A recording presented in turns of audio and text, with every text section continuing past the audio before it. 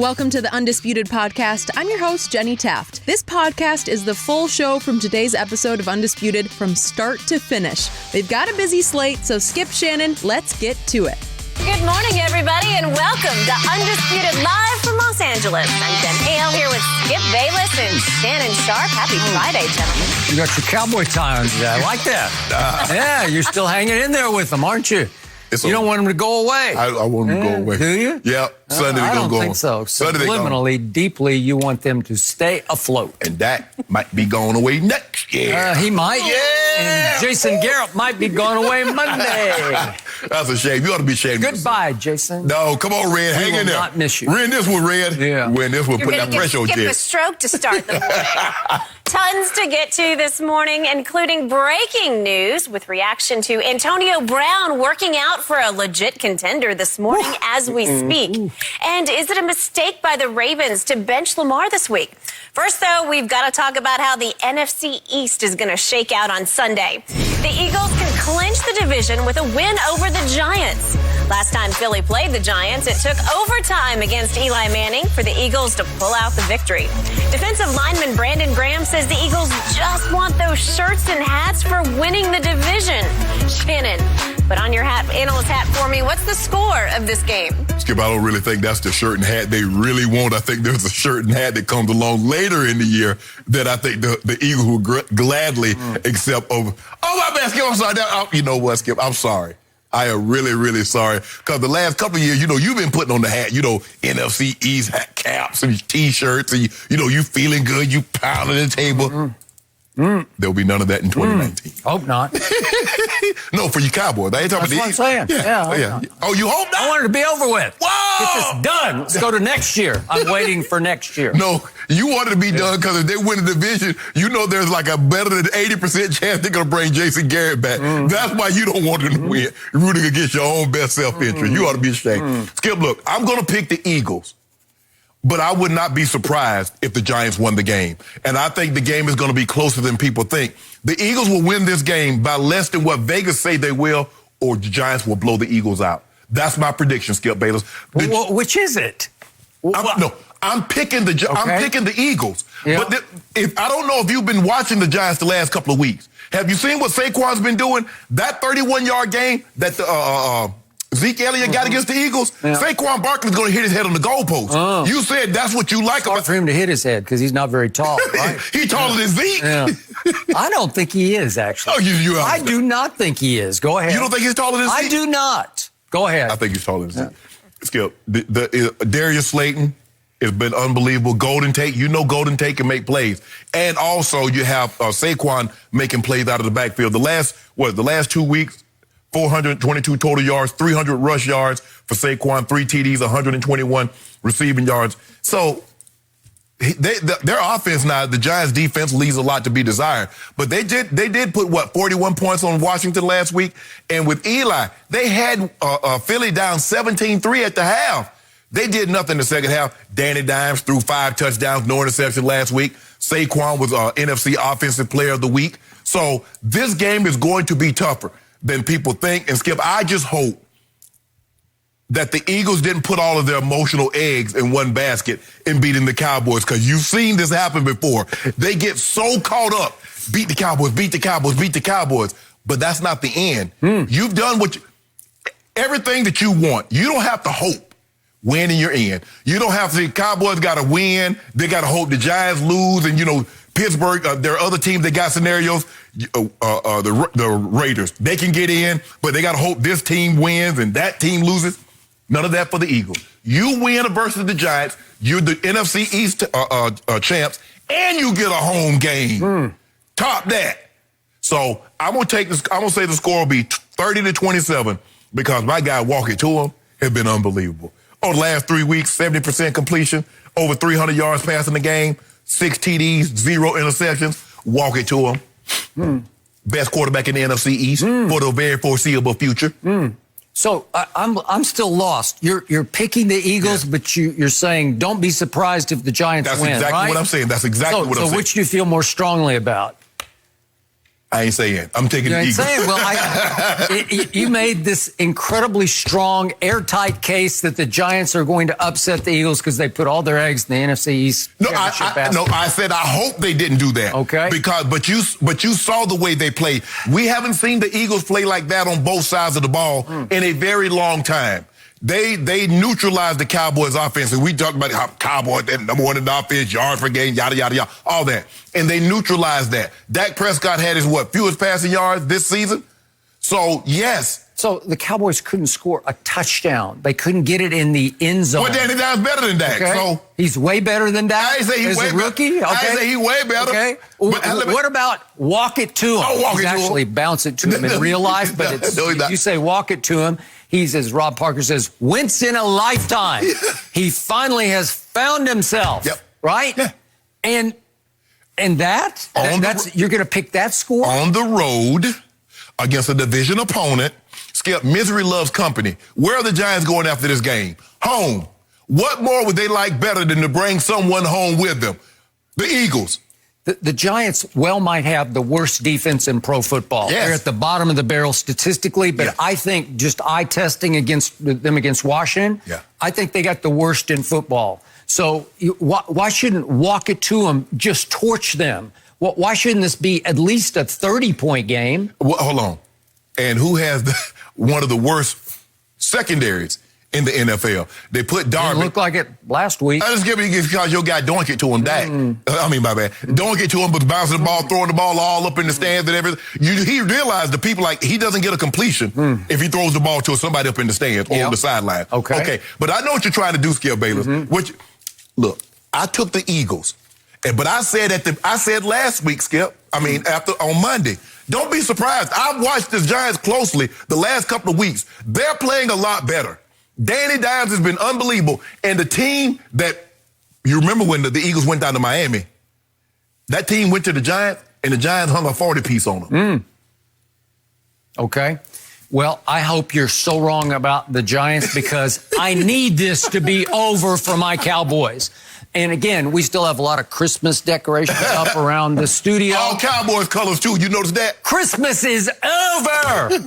It's December 27th. And on December 29th, it is going to be over for the pathetic mess, the nightmarish mess that was my Dallas Cowboys in 2019, because they do not deserve remotely to win the NFC East. And I want this to be convincingly over. And I think it will be, because I think the Eagles, if you can do this in the NFC East, relatively caught fire. Again, nobody caught fire because they should just burn down the whole NFC East this year. But they did catch relative fire late, and I don't know how they did it. But walk it to them, got a little bit hot at the end of the Giants game and a little bit hot at the end of the Redskins game. And a little bit hot at the start of the Cowboys game. At the just end. At the start. Not really at the end. It was just at the start. And that's all that mattered. Once it was 10-0, it was over. My season was over when it got to 2nd and 2 at the 26 early in the third quarter. What happened? And my running back, who makes $50 million guaranteed dollars, said, I'm gassed. Get me out. And that was the end of my Cowboys as I knew and tried to love them all year long. And it was a nightmarish roller coaster ride, unlike any I have ever experienced in my history as a fan of the Dallas Cowboys and the University of Oklahoma, which I grew up loving, and Vanderbilt University, where I went to college. But why are you Nothing rooting against has your ever self-interest? been like this. What's that? Why are you rooting against your self-interest? Well, what do I want? I don't want to see them back in. They've been backing into the East all year long, thanks to your Eagles. That's what they were. They were the Beagles all year long until finally in the end, they caught, quote unquote, fire. What about your team, Skip? You had an opportunity. You was 3-0. You got commanded You told lead. me they beat nobody. Yes. And then but you didn't want to hear that. Just when I thought it was meant to be, after we saw a tour de force, we saw a display of everything that should have been right about the Dallas Cowboys against the Los Angeles Rams. They got even with the Rams for the embarrassment that the Rams inflicted upon them in a playoff game out here at the Coliseum in Los Angeles last year in the playoffs, after they had actually won a first-round playoff game against Russell Wilson. And they looked pretty strong doing that. But then they got embarrassed by the Rams, and they made it up to the Rams, and that was actually their Super Bowl this year. I didn't know it. I thought it was their launch point, but it wasn't. It was their end point. And then, unfortunately, in that game on the first play, the first running play of the game, Dak Prescott got hurt. And I'm going to just quote the Dallas Morning News here from yesterday. The Dallas Morning News says, an injured AC joint in Prescott's throwing shoulder clearly impacted his performance in Sunday's loss to Philadelphia, even though he refuses it as an excuse, to use it as an excuse. So that was the end of my Cowboys. So why do I want to back further into this and then have to suffer through the misery of a home playoff embarrassment? Because whoever comes to Dallas, if they backed into this, not even want to perish the thought, but it will be, what would happen? They would just get embarrassed. It might be Seattle, and Seattle is wounded. Yeah, well, okay. The Eagles are wounded, but it doesn't matter against the Giants. It will not matter because, trust me, the Giants psychologically are home for the holidays. But I thought it was Dak's rotator cuff and not the AC joint because one medical guy speculated on, but the Cowboys keep calling it officially an AC joint. I have no idea because I'm not privy to the inside knowledge. I did not see a doctor or a trainer look at Dak at all during the game against the Eagles. I saw nobody stick their hand up on his shoulder pad. Well, why would you? He shut up. If he hurt, shut up. He's taking a cortisone shot. Felt nothing. Okay, I feel nothing. You take a cortisone shot to knock out the inflammation. Then you take just pain-killing shots. Barcaine, Valicaine, any one of those. And the bad ones, the cortisone. The pain-killings don't hurt, but the cortisone, because by the time you get the cortisone, once you suffer through that, you can take any other kind of shot. So he's done that 2 weeks in a row. Yeah. And no, 1 week. Because it just happened. I know, but he didn't practice again this week. Yeah, okay. So what does it matter? The Eagles are on a quote-unquote roll. I don't know if there's such a thing as a roll. And I love it that they're going to get embarrassed in their first-round playoff game on Wild Card Weekend. Yes, Walking to him won't do that. Yeah, Walking to him won't let you down. He is, you know what? He's a figment of your NFC East imagination. Once he gets out of the NFC East, he will get embarrassed just the way my Cowboys would get embarrassed against a real NFC opponent. Because what he's going to be able to do, because the last couple of years you've been hyping Nick Foles. Oh, I feel so bad for Carson Wentz that he has to follow Nick Foles. They built shrines, they built statues. Now they building barbed wire around the fence. Make sure he can't get in the game in Jacksonville. Jen, you saw him play. Ooh, Jen was down there that day. They benched him. You ever see anybody play better than Nick Foles did in that playoff run 2 years ago? Or even last year at Chicago, at New Orleans? Did he not play great? The 2 games that he won, the NFC Championship game and the Super Bowl, might be the 2 greatest games combined in consecutive games in a playoff we've ever seen. Okay, we'll give him that. But he hasn't been able to continue that, Skip. He can't carry that through the course of a season, of the course of his career. That's kind of why he's bounced around. But all that being said, look, the Eagles have played well. But you do realize, Skip, it took them a Herculean effort to come back and beat the Giants with Eli. It took them down to 25 seconds in the game to beat Washington and a rookie quarterback in Dwayne Haskins. And so now you expect them to just march up the MetLife Stadium. Mm-hmm. You just expect them to march up there. I do. Because you convinced me. I'm wincing when I say this, but it's Carson Wentz against the Giants and a rookie quarterback.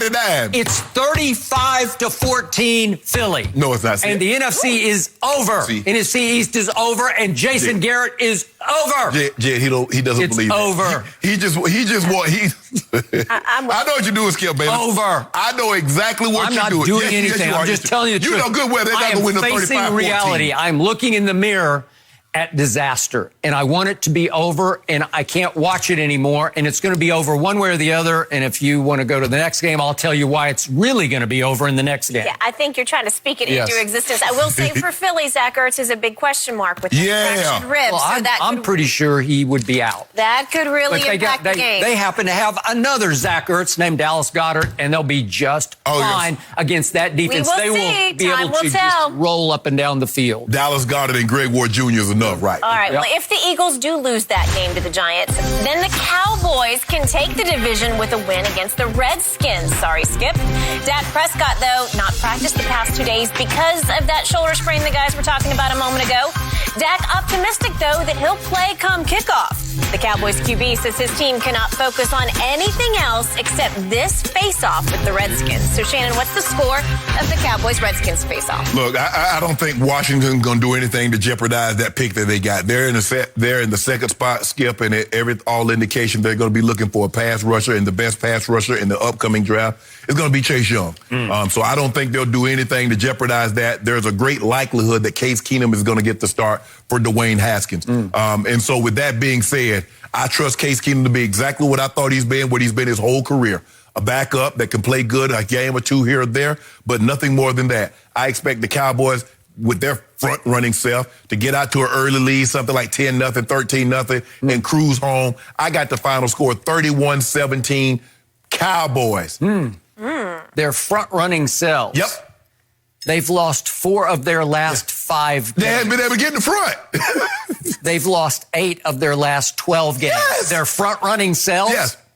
They're back-running. No. What happened? They got ahead the Rams, took off. The Eagles the first time around, took off. Washington, Miami, the Giants the first time around, took off. Now somebody make them play, get to the second quarter, get to the third quarter. Had a lead in the fourth quarter, a grand total of 80 seconds, and you talk about your team special. Pro Football Focus talk about this, though. You got unfortunate. Whatever. Sure which side of your mouth you're speaking out of right now, because you're actually now speaking out of my side of the mouth, because my Cowboys are finished. They are definitely home for the holiday. So where Washington going? Washington is going to the winner's circle this weekend because they, as the arch rival, the blood rival of the Dallas Cowboys, they're going to go to Jerry World and upset the Cowboys as a 10.5-point underdog because the Cowboys are finished. They were finished in Philadelphia, and they are the ones who put all their eggs in the NFC East championship game basket, and they will have nothing left. And all I needed to hear was Dak Prescott once again did not throw a football all week long. I'm surprised he will even try to play. I don't want him to play. He doesn't need to risk whatever's wrong with the shoulder. And I'm not going to be surprised if he needs off-season shoulder surgery. You better stop it. Just watch. And did you see that Zeke refused to speak to the media this week? He's done. What? Did you see that your man Jason Witten walked out of his interview yesterday with the media because he was asked, would you be interested in coaching the Cowboys next year? And it somehow so offended him that even the great Jason Witten, the ambassador that he is to this football team, he walked away from the reporter. Well, maybe he can do a better job of coaching than playing tight end right now. That's probably true, but it just shows you my team just hit bottom. This team is done because Amari Cooper probably feels done because for whatever reason, he wasn't on the field in critical stretches of the last 2 last-ditch drives at Philadelphia. He can't be happy about that. Again, the coaches took the blame saying, They just benched him. You know, they just pulled him off the field. They subbed for him. Again, I thought he just opted out because he was having another bad day on the road because he has been pathetic on the road. At least his game's at home. But again, his contract is up. It costs you a lot of money to keep him. When Amari goes into the tank, he just goes way to the bottom of the tank and he pouts. And I believe he will be pouting on Sunday. No, you're home. Huh? You know, but he'll be pouting off what just happened because they're done. They're out of it. And again, you can scoreboard watch all you want because the games are going to be simultaneously. Both Fox games at 4:25 Eastern, so you can sort of go back and forth. You can watch them both. You won't have the sound up, but you can watch, and they'll know early on it'll be 14-0 Philly after the first quarter, and that's when they'll just be like, okay, that's enough of this. Back to Case Keenum. Case Keenum scares me to death because what did he do on opening day this year at Philadelphia? Help me out. 393. Yeah. I got 380. 380 and 3 touchdowns and no interceptions and a QBR of 74 and a backdoor cover. And I think you lost a case to case on that one, right? You lost a case of Diet Due to me on Case Keenum with a backdoor cover. And the final score was 32-27. Home team Eagles, but still 32-27. Case Keenum can play. I don't care what you say. He's now 27-34 as a starting quarterback. That's not good. It's okay. He's 500 is okay. Reasonable. And you know what? He's your basic gamer. He'll go out there and just scratch and claw and scrap, and he wants to earn some money going forward, and I think he can earn a whole lot of money going forward the next Think about this, what you just said. Now, he threw for 380 against the Eagles defense. What you think Danny Dimes is going to do?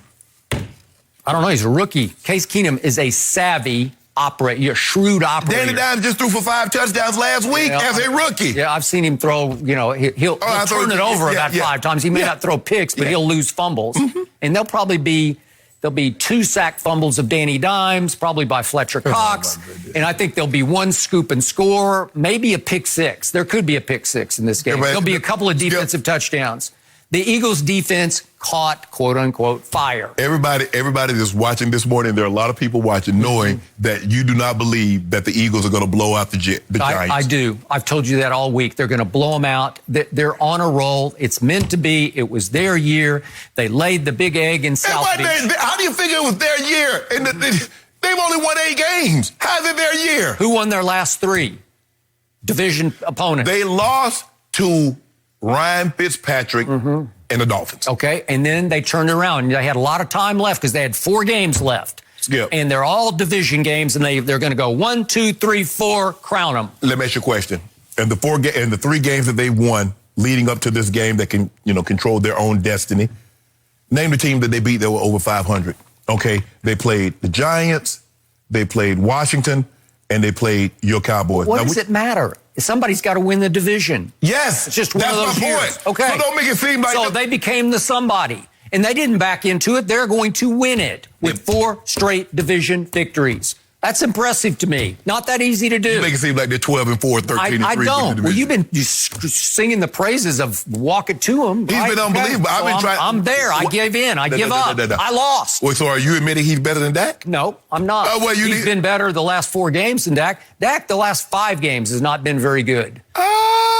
Not very good. He's made the plays he had to make at the end of games and against the Cowboys at the start of games. The key drive of the Cowboy game was the opening drive, and he converted, 3 straight 3rd and something? Yeah. Right? Oh. Okay. Interesting. So I've got Case Keenum going into Jerry World, and much to the chagrin of many Redskins fans who want that guy's Ohio State, that number 2 guy, that I think Chase will go 27-24 over Dallas. I think it'll be just a great gutty effort by him, and I think you'll see my team basically come out flat and lifeless as they usually do. Hold on. Didn't Jason Garrett say they were very spirited? They're very competitiveness. There's some competitiveness going on yesterday. Isn't that what he said? Yeah. You know what? He's like robotic. He's got a tape inside him, and he just pushes the button. He says the same thing every week. We had spirited practice. It was. They always have spirited practice every week. And then they come out like they've never played football before. No, he didn't say that last week. He said that against the Rams, there was some chippiness, and Zeke even said there was some chippiness, and they came out on fire. Really? And you was loving everything that you saw. Yeah, I don't love anything about this game because the Redskins, I cannot explain to you. I lived there. I grew up with this. They hate Dallas the way even the Eagles and Giants can't begin to hate Dallas.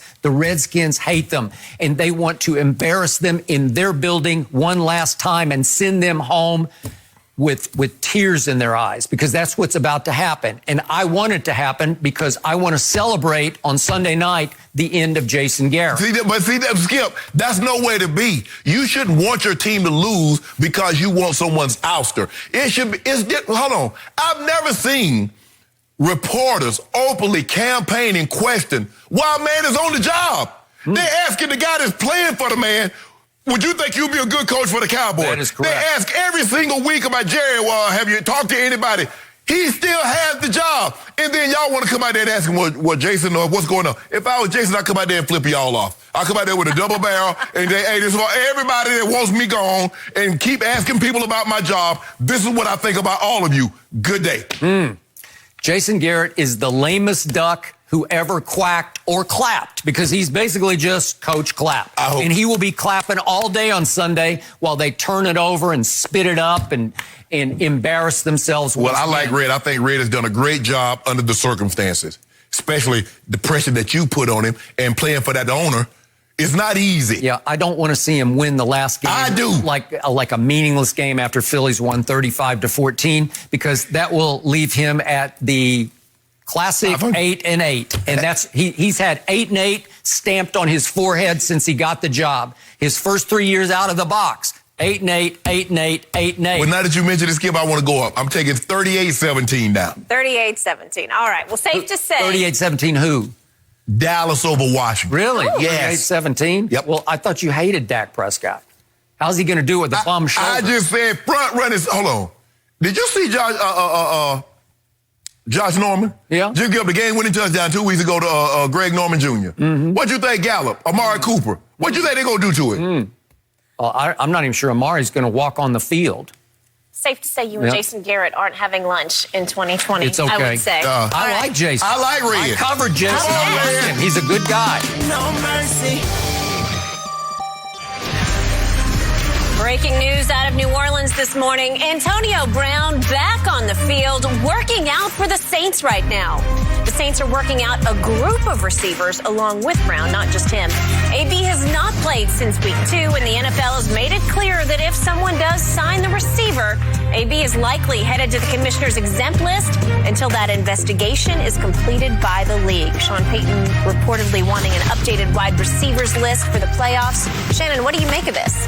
This makes no sense to me. Skip, this has to be a future move because the NFL made it abundantly clear that if you sign this guy, he's going to the commissioner's exempt list until we have resolution to the case at hand. He's not playing. The last thing, Skip, do you actually think the NFL want him anywhere near the Super Bowl in the 100th anniversary?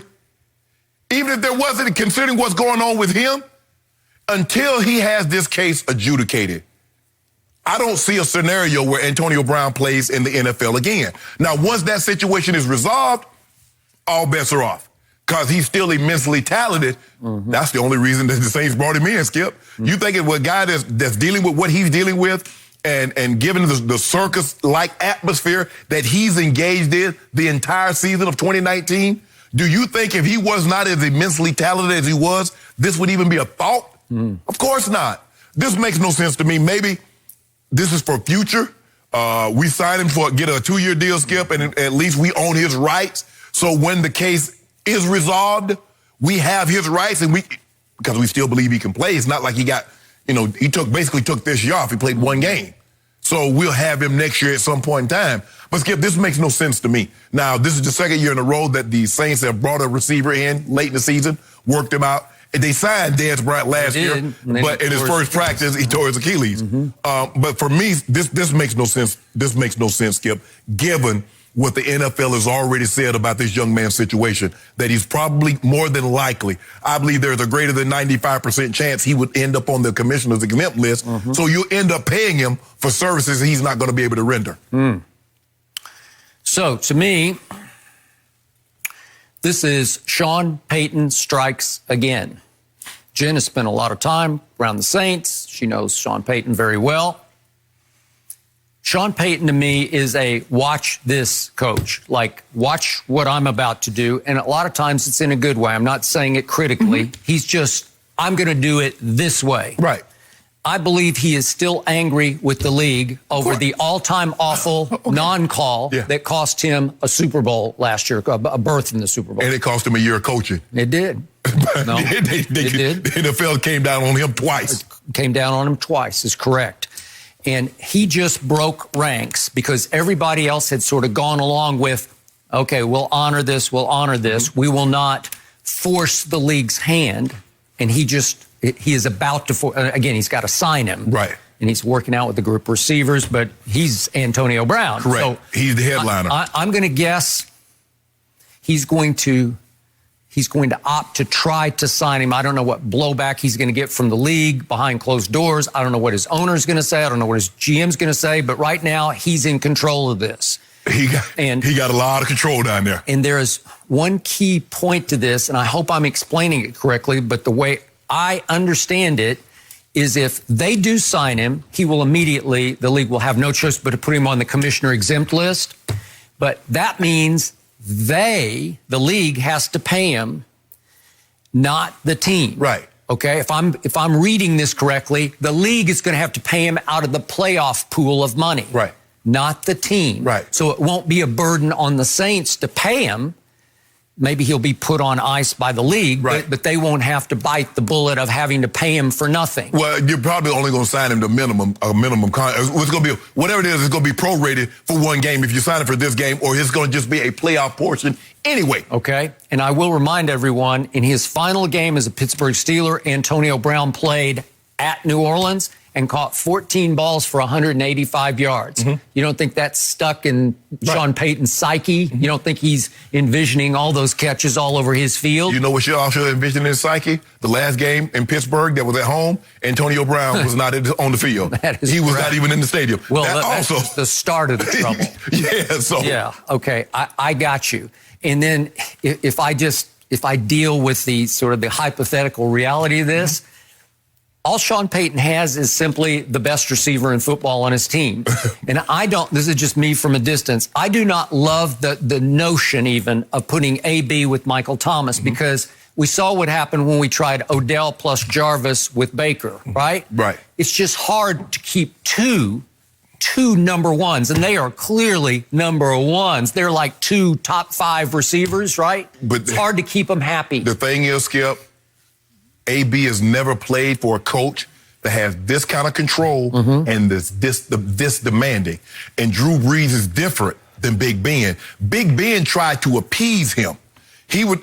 I read the article about some of the things how he would talk to Big Ben. Did you read the one quote? Yeah. Did you read the music quote? Yeah, I read that. Where Ben had a kind of a no music rule in the locker room. Well, first of all, you don't get to set no music rule. Okay. We decide as a team if it's going to be music or not. But whatever. That's the way it was in that locker room. And he was obviously the veteran leader of the team. Right. And so he said no music, and AB cranked it. Yeah. And he said no, and AB said, F you, cracker? Yeah. What? Well, he seemingly uttered that same. Remember the GM? To Mike Mayock. Okay, but this was Ben Roethlisberger.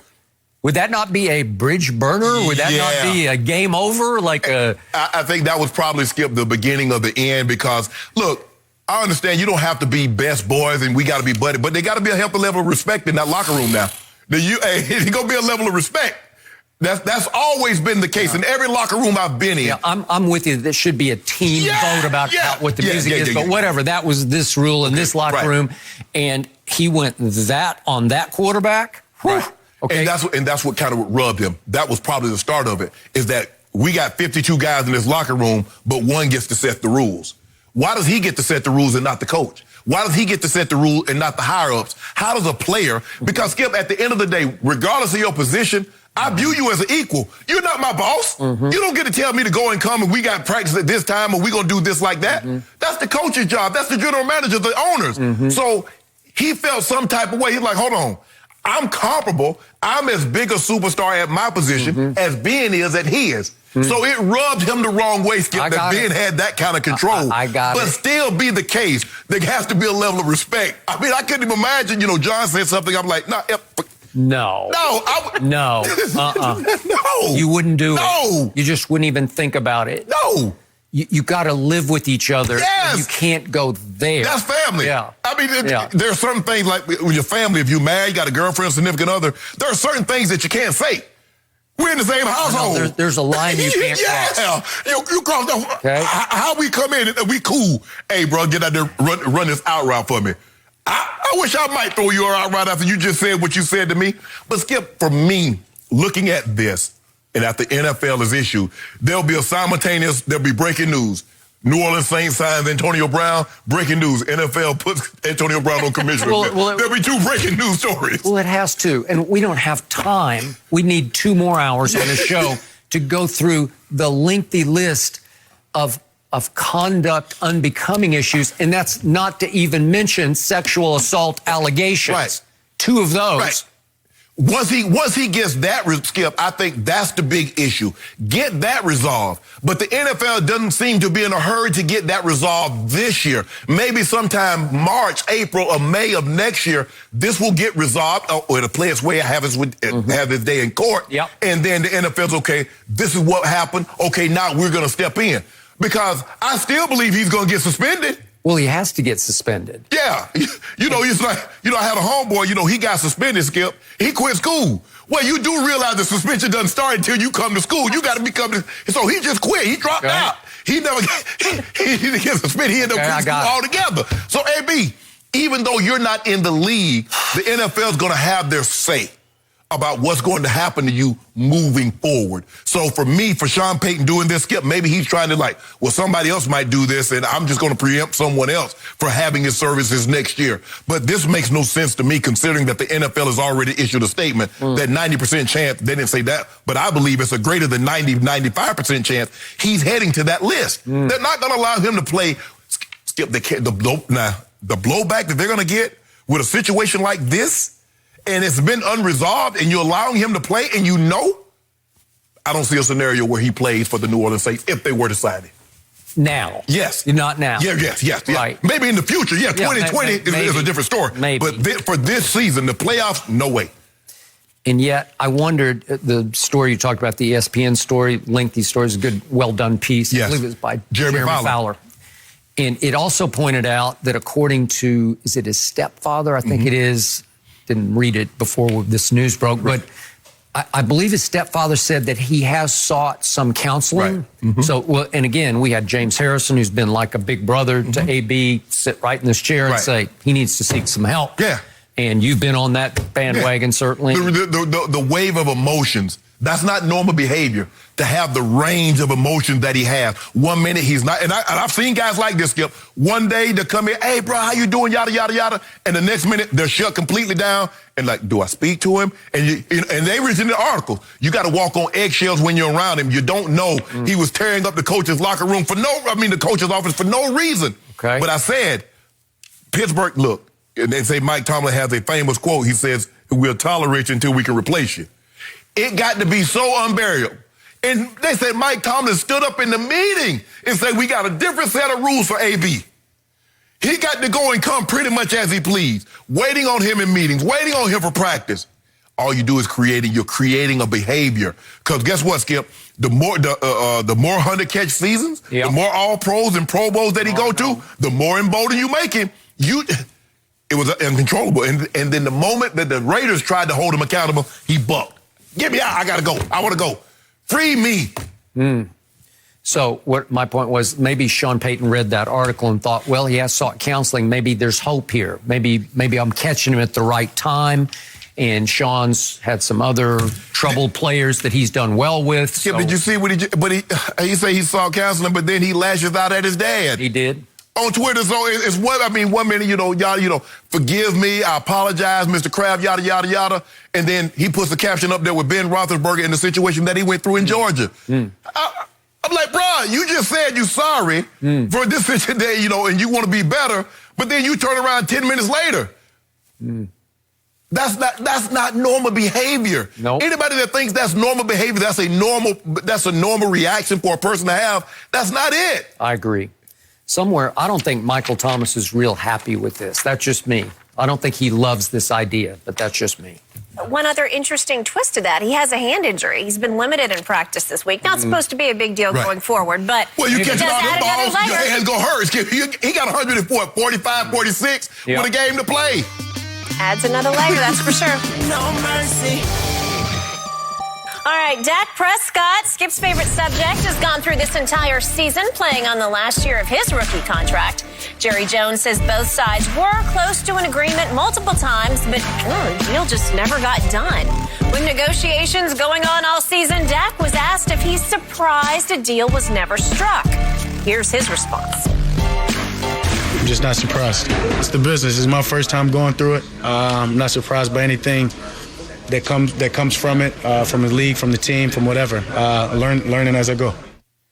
Could a franchise tag be looming? Shannon, are you surprised Dak doesn't have a new contract yet? No, I'm not surprised, Skip, because I heard from a little birdie that said the reason why Dak Prescott contract has not been done, or wasn't going to get done in the manner in which Jerry Jones and Stephen Jones, and I told you, they were sowing these seeds. Or if Dak don't give us the discount and he doesn't care about winning, Dak Prescott's like, I'm not giving you any discount.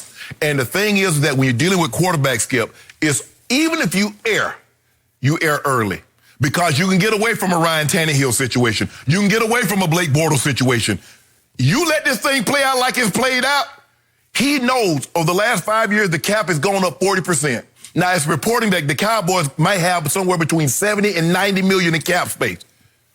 Quarterbacks normally eat up a large chunk of that. Dak says, I'm getting that. I'm not giving you a discount and the cap is going up. I'm not.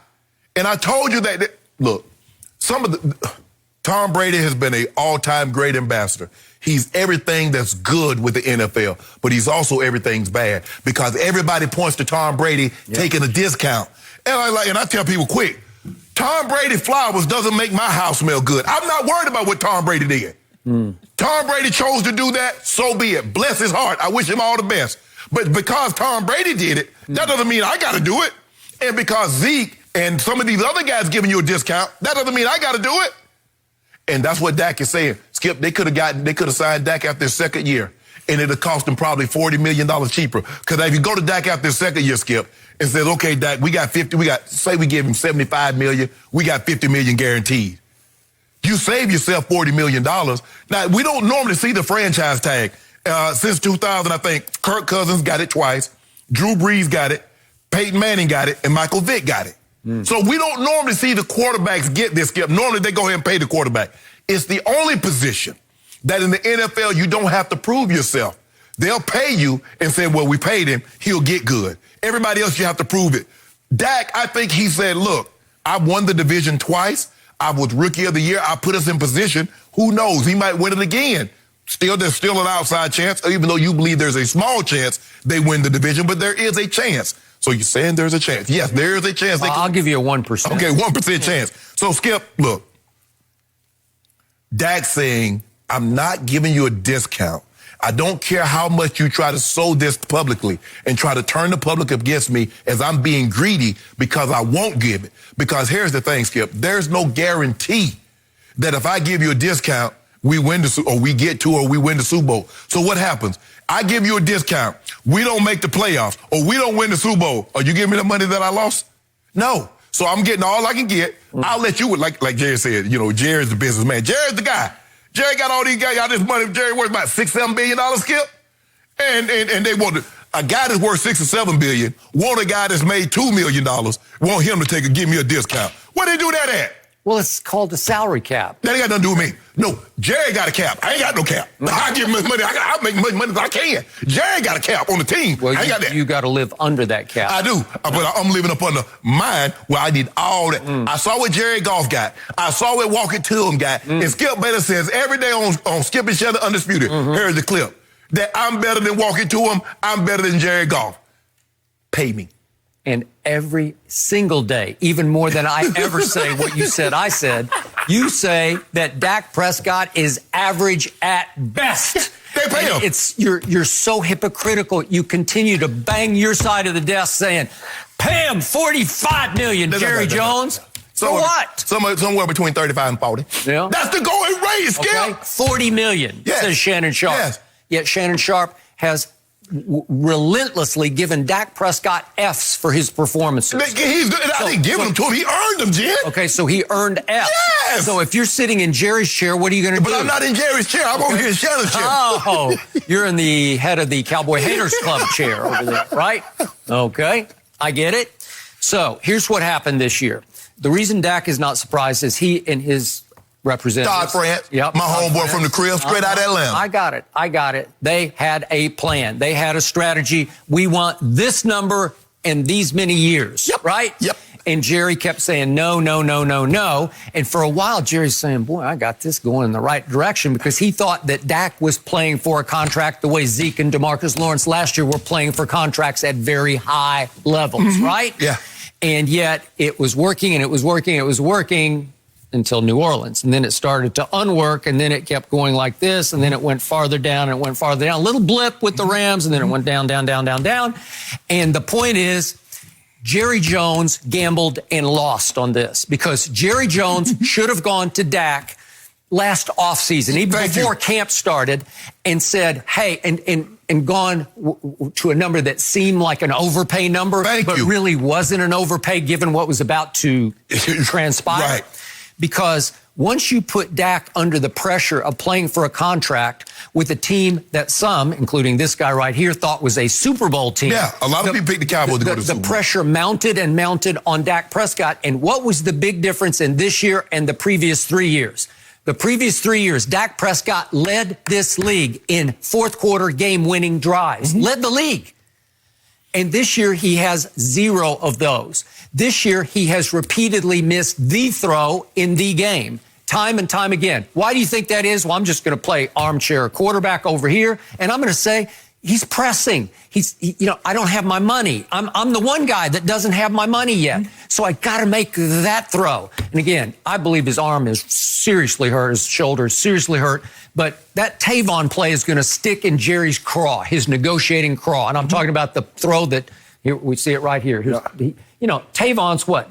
5 yards clear? Yeah. And Tavon can still run. I don't know if he can run 4.2, but he can run 4.4. I bet he could run 4.4. Well, I don't know. He might have been 4.8, but he was 5 yards in front of the DB. Okay, he's 5 yards clear. And you know what? I've seen Tavon catch a lot of those. He's not a ball dropper. Right. I think if you get it in he's a little man, but if you get it in his vicinity, I think he would have caught it and run with it. And the thing is, Skip, even if sometimes in a situation like that, you just let him catch it. Yeah, you like to hit him in stride, but just let him catch it. You're further down the field than what you ended up. Okay. And who knows what happens after that. It just seemed like once he missed that throw, the air completely, because you can see it's on the Cowboys sideline, and you can see like, oh yeah, we got, oh man. Okay. Now, he did come right back and hit Randall Cobb with another 20-yard pass, and they were back in business. Right. But that was the throw to win the game. Right. At least you'd have a chance to go for 2 and tie, right? Correct. And I've seen it again and again in game after game where, the Jason Witten play at the goal line or 2-point conversion at the Jets. These are huge games in the big picture of things, the way the East played out. And it wasn't right on target to Jason Witten. Again, Marcus May went over his back and fouled him. It's an obvious pass interference. But on a 2-point conversion play to tie the game and send it to overtime, at New York, they're not going to give you that call, and they didn't. But the pass was a little off target, just the way a lot of key passes have been just a little off target. Right. Now, statistically, top 5 QBR. Right. He had a really good year in the big, in the grand scheme. And that's what they point to. Okay. But 7 and 8 is what Jerry will point to. And it could be 8 and 8. And to our friends go say, hold on. Skip Bayless says Zeke been running in Cabo saying. He said that defense isn't very good. That's what Skip telling me. Okay. And what's Jerry going to think about that? I believe Jerry believes he overpaid Ezekiel Elliott. And I believe he thinks he really overpaid DeMarcus Lawrence because he didn't get anywhere near a half a sack in the last 5-6 games. Yeah. But he looking for a lighthouse to show him the way to go. $100 million you paid that guy to be a first-team all-pro pass rusher, right? But what's the position that normally gets overpaid? Quarterback. Okay, I got it. But the point is, this became a disaster of a season because it wasn't that Dak crumbled under the pressure. He pressed under the pressure. That's the only way I can describe or explain what happened repeatedly game after game. Right. He'd make lots of very good throws, and then you give him an F because they lost. Right? Okay, well, I think Jerry's going to negotiate off that, and I think he's going to push back. I do need a little hometown discount because in his heart of hearts, Jerry is now not completely sold on Dak Prescott. I know Jerry, he is a prisoner of the emotion of the moment. But here's the thing, and the thing is, he had no problem making Tony Romo the highest paid quarterback in the NFL. Tony Romo hadn't done half of what this kid done in the first part of his career. Well, that's a fact. But he had no problem. Remember, he cut that check. We're like, hold on. Tony Romo got $108 million with 55 guaranteed? Tony Romo? Okay, but once again, he loved Tony like a son.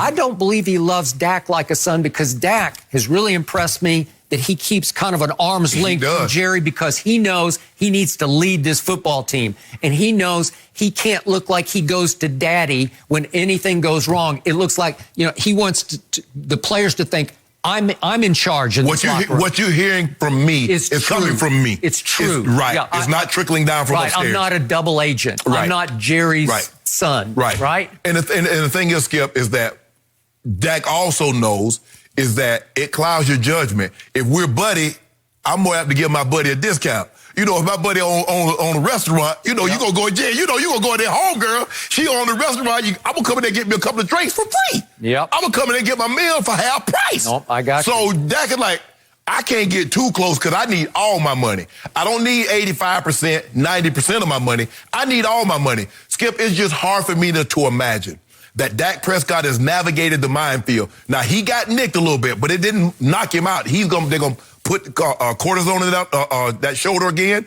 They're going to numb it up, you know, give him some pain medicine again. Mm-hmm. But he navigated. He's going to come out of this season. It's hard for me to believe that I won't give you a discount in the beginning, but I navigate these murky waters. But now I'm on the other side, and I'm looking across like, hey, he's going to be close to 5,000 yards, could possibly be 30 touchdowns, and I'm going to give you a discount now? No, he's not going to skip. He's not going to take less than what Jared Goff or Carson Wentz. That was always, Skip, that was always the floor. That was for him because you said, and some, I mean, I don't believe you can make the case for Jared Goff. Okay, I think Wentz is better considering the weapons that he has, but he's not going to take less, Skip. You know that now. You know that. Well, Jen summed it up to start this off. Franchise tag, here we come. Oh, I love that. Yep. I love franchise tag. Bad blood. Oh, because you bet against me. Well, in other words, you put that franchise tag on me, you bet against me. We will have the Dallas version of the Kirk Cousins syndrome in Washington. You know, right? and you know how that is. But see, Kirk is like, hold on.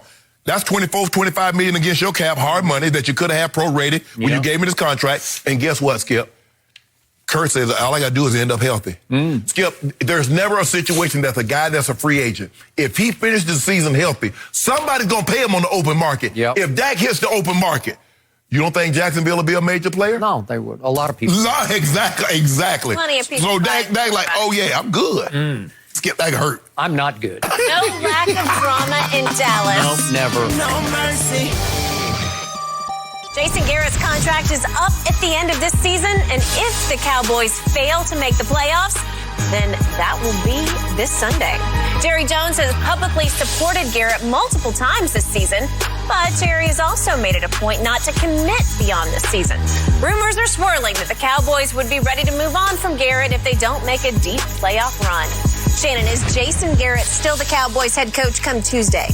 Hell, is he still the head coach now? Good question. I thought he was fired after the New England game. Skip, you remember how... I would have fired him after the New England game. You remember how distraught Jared was? And then the following week in Chicago, Skip, they football lifers. They together, they bonded at the hip. The thing is, Jerry is so close to this situation that he views Jason Garrett almost like a son. He looks at him almost like he looks at Jerry Jr. and Steven and Charlotte. That's how close he is. And because he's so close, and this is why a lot of time owners and coaches don't get this close. This is the reason why coaches and players, because it makes you, Skip, it clouds your judgment. You're like, man, he's really a good guy. You know, a bad break here, we should have won the game here. Then you start making excuses and looking for reasons why to keep him against your better judgment because you don't want to see him go. So for me, Skip, I have no idea what Jerry's going to do because he's always talking about other coaches. You heard him talk about Urban Meyer. I didn't talk to Urban, but that's not to say I won't have interest in talking to him. The reporters asking everybody, even the players, would they be interested in taking a coach of the team that already has a coach? Everybody's speculating. Skip, I have no earthly idea. You know what? I know if I don't have an idea, I tell you who doesn't have an idea, Jerry Jones, because he's conflicted. He's saying if we win the division, win a playoff game, do I fire him? No, he wouldn't fire him under those circumstances. If they did that, I believe he would keep him. So for me, Skip, this is one of the very few times in my life I honestly can say I have no earthly idea what Jerry Jones is going to do. Because you know why? Because Jerry doesn't. Because I just knew that Jerry Jones was going to, because he was seething. I just knew he was going to wake up when he got his butt back to Dallas, he was going to sleep on it, and he was going to call in, Jason gone. And then the following week, Skip, he was almost wanted to cry, like that's his son, like, you know, they're beating up on my son, and it's not all his fault. So I'm going to say there's a 65% chance that Jason is still the head coach. By Tuesday? Tuesday.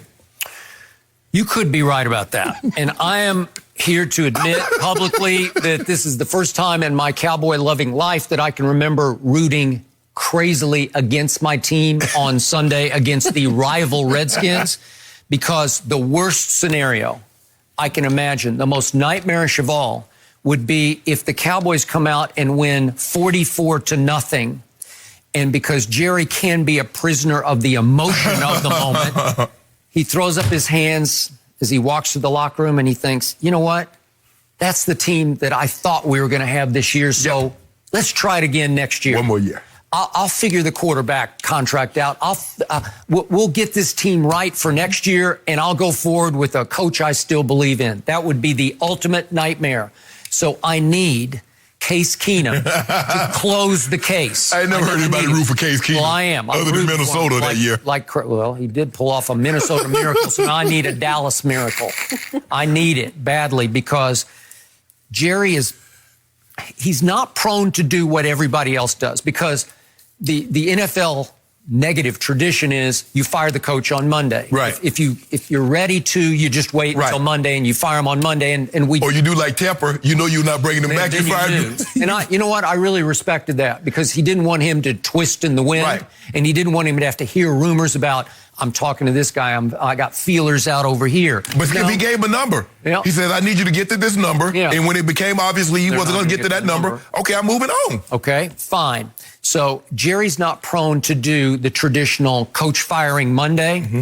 So to me, Jerry will either fire him on Sunday night. That's what, if Case Keenum wins on Sunday, it's late evening, obviously.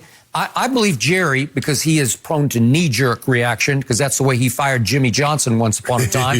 I believe he might just announce right after the game when he does his media scrum. No, Skip, he can't do that. He might. No, he can't just do that. Might. Don't do the man like that. Well, he would go tell Jason quickly, I'm going to move on, and I love you like a son, but I'm going to move on, and he would just go tell the media. You moving on to where? You moving out of Highland? You moving out of Highland Park? Mm-mm. No. Oh, you moving on without me? Yes. Without you. So it's one of those situations, it's not you, it's me? Because when in actuality, it's you. Jerry's going to want the stage to himself. And you don't have the stage to yourself on typical coach firing NFL Monday. Because everybody's 4 or 5 coaches going to get fired. Yeah, and so then, you don't want that. Right. So it could be that he would either wait until Tuesday or Wednesday, or to me, the typical predictable Jerry move would be, boom, do it on Sunday night. That's the way he did Jimmy. It was over, and he called over. He went back to the hotel. This was at the league meetings in, I believe it was in Tampa. And he went back to the hotel and called over 2 reporters from the Dallas Morning News from the bar and said, I got some breaking news for you. Jimmy Johnson has just been fired. He didn't know that yet, but he had been fired. And he also dropped the hint that I think I'm going to hire Barry Switzer as the next head coach. So there are 2 bombshells. And Jerry, he had already been working on that, didn't Skip? Okay. Well, in his head, right. Well, surely he's been working on this. So I don't want to be a hypocrite about this. I got to reiterate that after Jason's second year, and I know Jason pretty well from the days I covered him when he was the backup to Troy Aikman. And to your point, he's really a good guy. Yeah, he's just not a head coach. Never was a head coach, because part of your duties as a head coach, part of your repertoire has to be the ability to motivate a group of men in a locker room or in a meeting. Right. Incapable.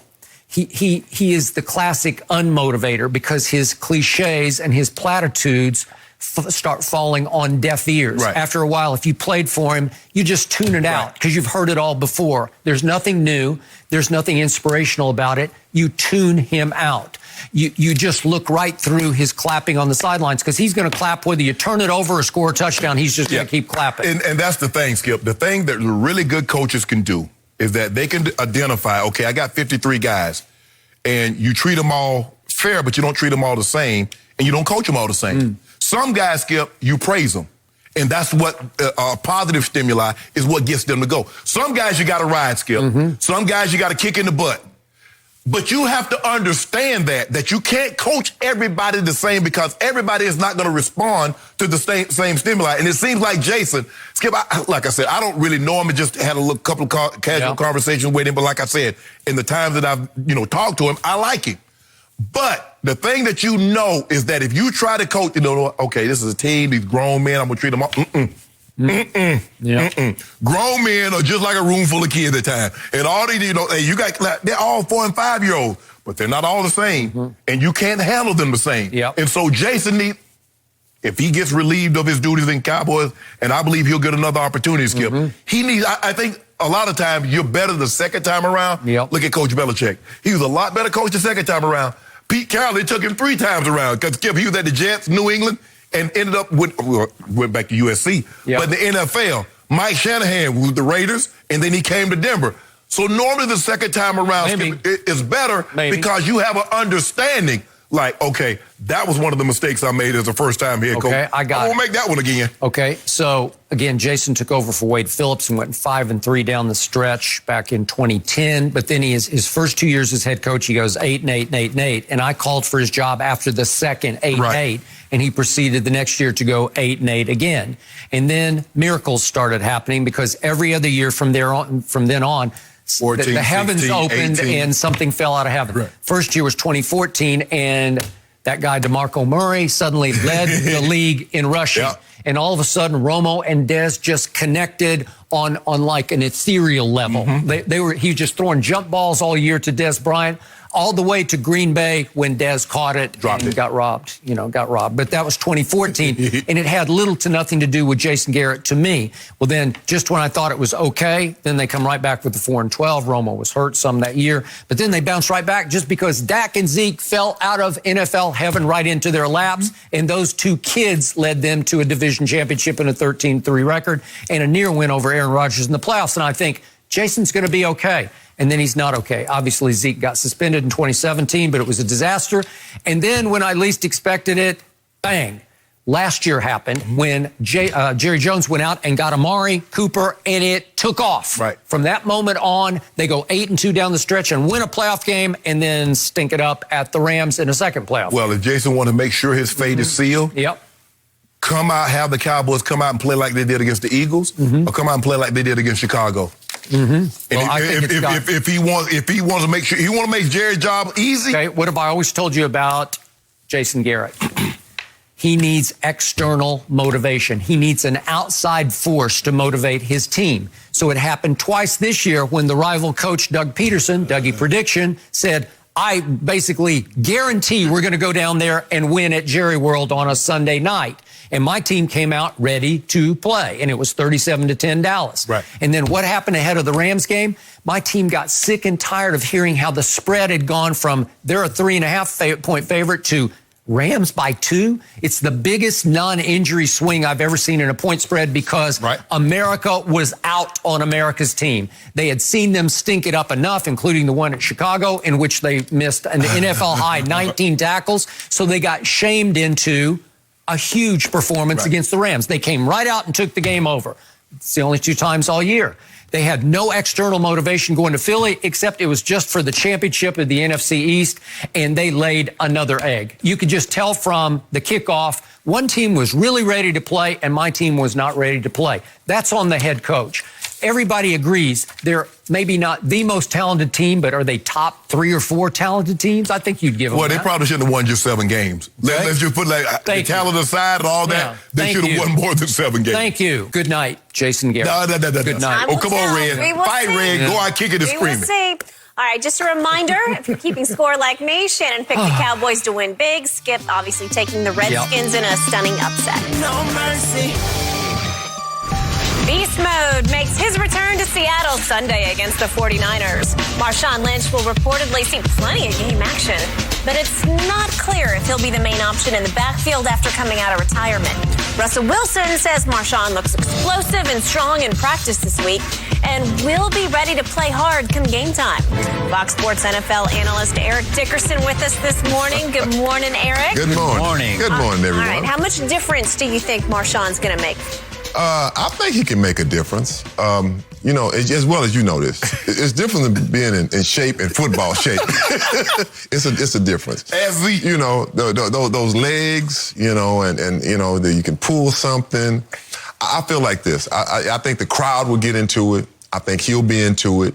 And I think if it starts off good, who knows what can happen. I mean, he could get 13 to 15 carries. If he has a run, let's say an 8-yard run, the crowd will go crazy. Right. I mean, they'll get into it. And if he has something bigger than that, they'll go bananas. I think the best thing is he knows this offense. You know, he's been in it before. He doesn't go back and learn it. It would be like if right now, me at 29 years old,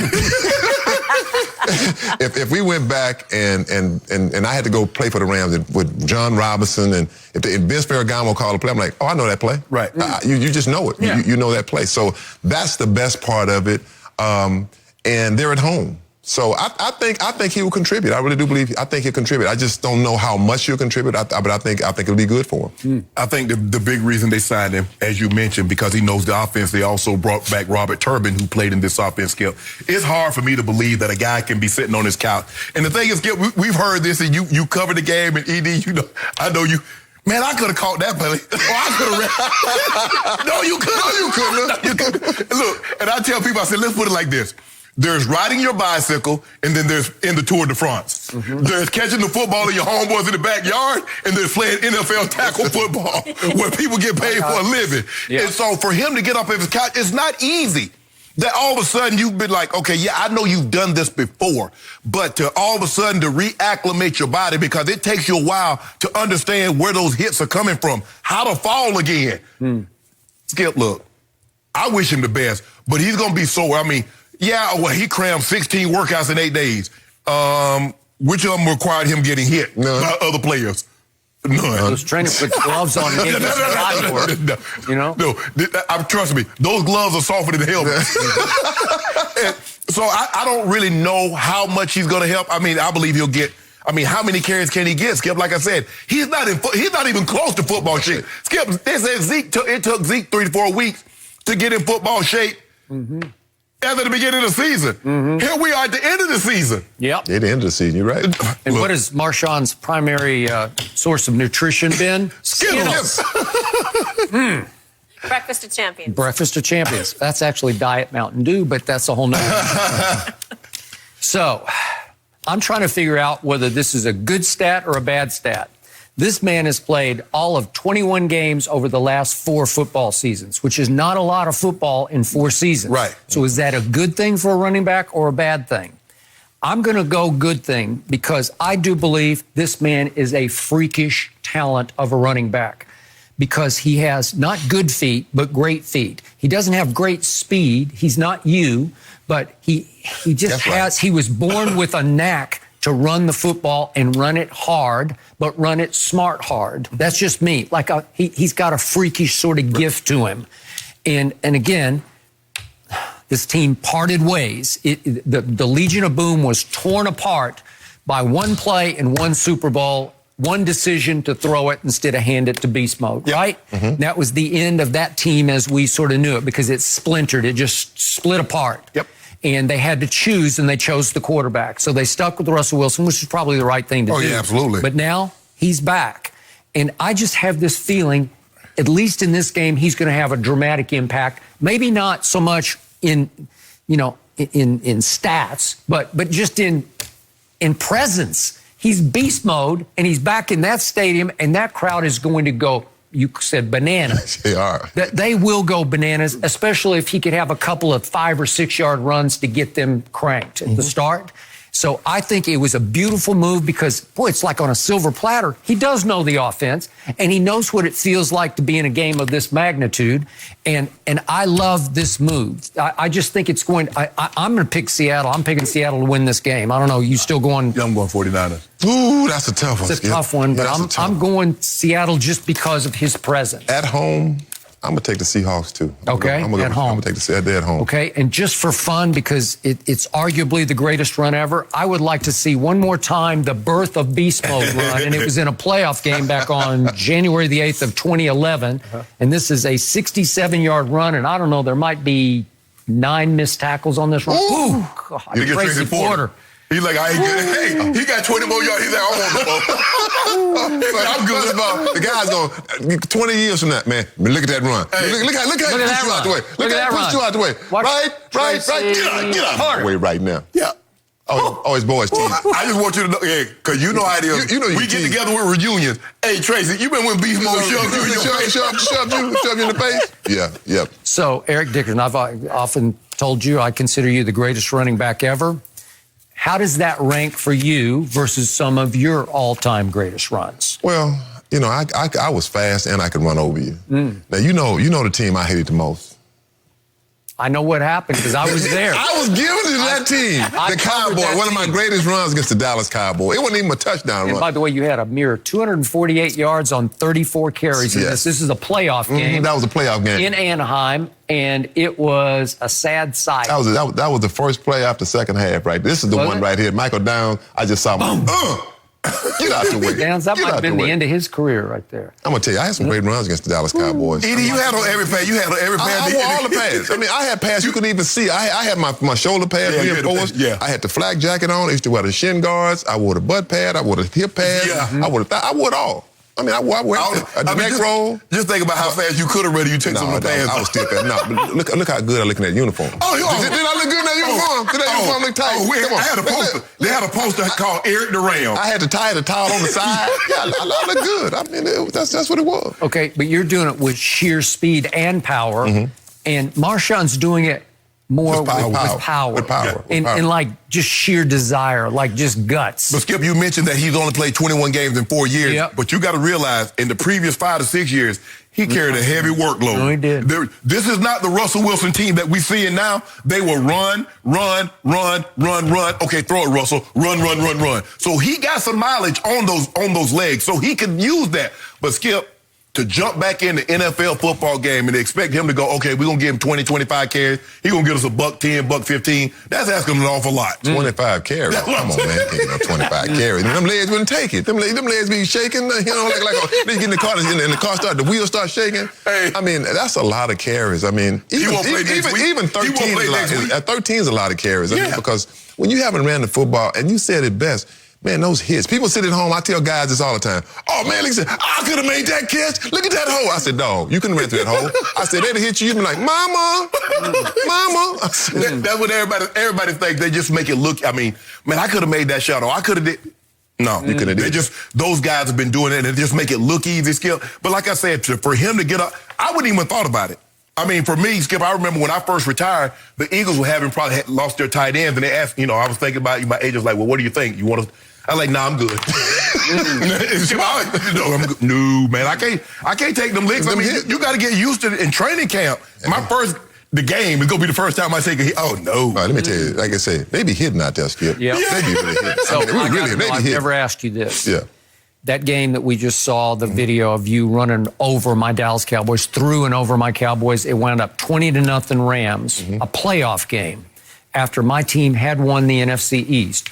Were you running harder and stronger because it was the Cowboys? Did you wake up that morning, as Baker said, feeling dangerous just because it was the Cowboys? That's a great question, Skip. Yes. I got it. Yes. And you know the thing about it? When I came on the field, man, I said, I just feel fast today. Really? I mean, I feel faster because I hated the Cowboys, and I wanted to give it to them really, really good because I knew my boys are back at home watching and stuff, my family. But yeah, that day, I want to give it to them really bad. And for those who don't know, you're a native of Sealy, Texas, I'm Sealy, which Texas. is South Texas. Yeah, that's up by Houston. That's the mattress. If you want a good mattress, come to Sealy and get you one. Yeah. But the thing is funny, though, you said that, ED, is like, you got family members, okay, oh, that's my boy, that's my cousin, ED. But I'm a Cowboy fan. Isn't that the truth? I got buddies. I went to college and said that. Still say it. Man, I mean, you gave it to my Cowboy. I went to college with them. Said, I was your fan. I want you to do well, but I'm a Cowboy fan. I'm like, what you mean? Oh, we played Atlanta in the Super Bowl. Man, good luck, man. I sure hope the Falcons. You don't know not one Falcon player. You went to school with me. We family. I want you to do well, but I want to... Get out my face. Well, I'm a Cowboy fan, and I'm rooting for the Redskins on Sunday. Oh, Go Skins. Come on, Skip. He won't Jason Garrett to get all morning. No mercy. According to Fox Bet, the Eagles are 4-point favorites against the Giants, while while the Cowboys are favored by 10.5 points at home against the Redskins Sunday. Eric Dickerson back with us this morning. ED, how does the NFC East shake out? What have I been saying all year, Skip? What have I been talking about? You're sticking with that? What did I say? You said the Cowboys are going to win the East. Okay, I'm sticking with that. I think you are? I'm going to tell you something. When you go back, even in my era, I'm sure your era too, the Giants and the Eagles, that was a big rivalry game. It is. It is. And it still is. No matter how bad they are, it's still a big rivalry game. The next big rivalry game was the Dallas Cowboys and the Washington Redskins. Mm-hmm. To me, the Eagles don't have a lot. I look at this game, the Eagles put everything on the table last week to beat the Cowboys. Everything. We gave everything we got. Overlooking that we have one more game left. Right. We got another game left.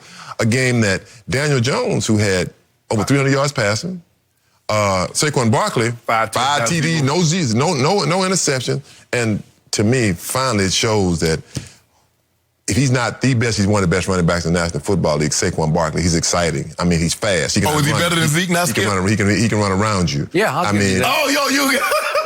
Oh, Today he is.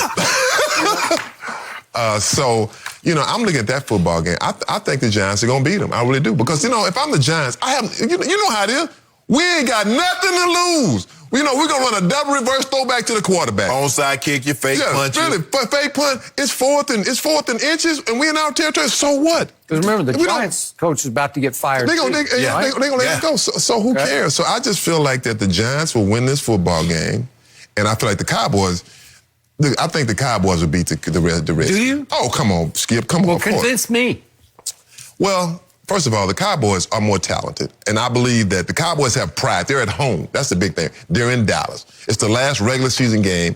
If we win, we got our own fate in our hands. It's not like the game last week. That game was a big game, and I feel like Philly, to me, they overperformed, but they beat them. And I think the Cowboys beat themselves in a lot of ways, too. But this football game, the Cowboys are so much better than the Redskins. I look at the Redskins is doing one thing very well. Bill Callahan ran the football. And you know what the Cowboys should do? Maybe we should hire him. Because I'm going to tell you, people look at He was there, wasn't he? He was there. I'm going to tell you, he reminds me of, he's like a modern day Hudson Houck. He is. I agree with Hudson that. Houck was the offensive line coach of the Cowboys. It was my offensive line coach, the Rams. Right. We ran the football. He's all-time great, right up there with Dante Scarnecchia. Thank you, in New England, because they know how to run the football. They know how to get your guy. You know the big thing? Scarnecchia? Yeah, with the coach. He was the coach with me. No, but he was with the SMU. He was at SMU, right? He was at SMU with me. You're right. One thing about those guys, stay on your block. Stay on your block. They preach it. Stay on your block. I don't forget Hudson Houck, when I got hit in practice one day, he said, Eric, stop. He said, hey, told the lineman, how about I put you in the backfield? Let you get hit like that. Yeah. We're not hitting our backs. I'm like, hey, I like this guy.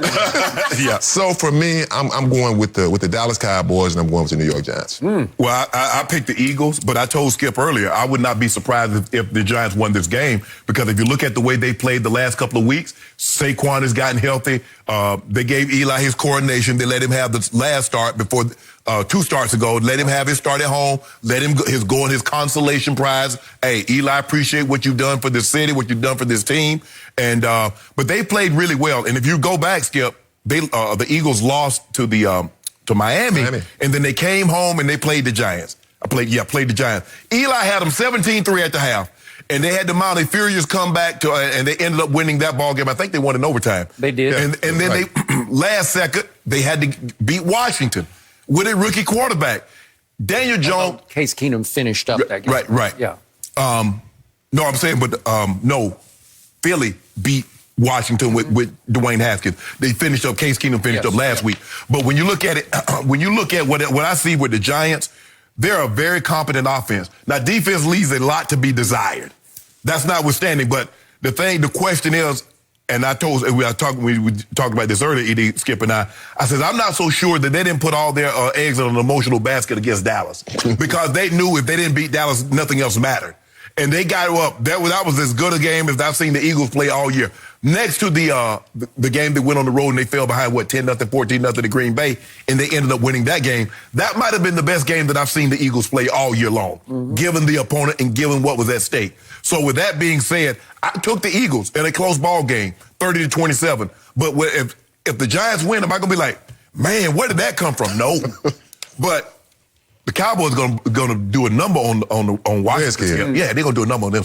They're not very good. So and old Red gonna make it hard for Jerry to fire him. So he gonna hang 38 on him. Yeah, you hope. So I'll be the first to admit, this year has been the most nightmarish roller coaster ride of my sports watching life.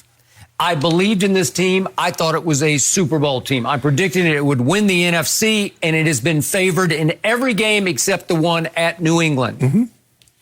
7-8? 7-8, and you've been favored in every game except one? And it has torn my guts out so many nights watching this team lose and have to deal with you on Monday morning that I'm shot. My psyche is shot to pieces where I'm done with them, and I believe they're done with the season. And I think you're going to see another flat, lifeless effort for my team from the kickoff. I am a big Bill Callahan fan, and I covered his Raiders team that made it to the Super Bowl in his first year as a head coach, replacing John Gruden. Obviously, they got embarrassed in the Super Bowl by Gruden's team, right? Tampa Bay, which was just a much better football team. Yeah. And they did know the quote-unquote signals. They were like running the plays before it was Gruden's Rich Gannon offense. was Gruden's offense. But the point is, I'm a big Bill Callahan fan, and I think he has it in for Dallas because I don't know why they let him go. I still don't get it. Because he did really well for them as their offensive line coach. I think Jerry thought he wanted too much money, whatever. They got crossways, sideways, and he's in Washington now. Right. And if I'm the Redskins, I'm going to keep him. But I don't know that they will. He's still interim. Yeah, the guys that are committed, like Hudson Houck, and you mentioned Scarnecchia, we had a guy named Alex Gibb who basically has his own running scheme. He was great. Bruh, we good enough to buzz, we run it 25 times. I don't care what's going on. I don't care what you do, how good you are in running. We're going to run the ball. Okay, but remember, players tend to love Bill Callahan. Yeah. They're going to play hard for him. That team hates the Cowboys, and they would like to send them home embarrassed again. So they would like nothing more as a group of players to go in there and win this football game.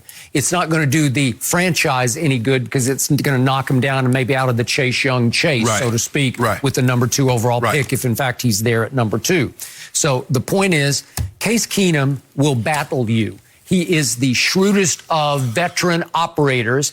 And what did he do on opening day, Mr. Sharpe at Philadelphia? He threw a party against Philly. He threw for 380 yards and 3 touchdowns and a sweet little backdoor cover that won me another case of Diet Dew. And that's what he is all about. He is most dangerous in games like this one. He did create the Minnesota Miracle that knocked the Saints out of the playoffs. But Skip, here's the thing. His first 3 games were the best. He threw for 380, 221 against the Cowboys, 332 against the Bears. But only 3 times have he thrown for more than 170 yards, and he started 9 games. Hence, that's why Haskins is in. Skip, he can only do so much. They're going to come get him. They're going to come get him. He's a small man, and the Cowboys are going to be playing for Red's job. So when it's time to Skip, what misery loves company. Now, that's what I'm saying about the Giants. That's why it's not going to be easy for Philadelphia. It's like, we're not going to playoff. Y'all ain't going in. Exactly. What y'all got going on Monday? Because we going home. Guess where y'all going Monday to? Home with us. I thought you said Carson Wentz is on a Hall of Fame arc. That's what you told me. Skip. So you're basically betting against Carson Wentz. No, Skip.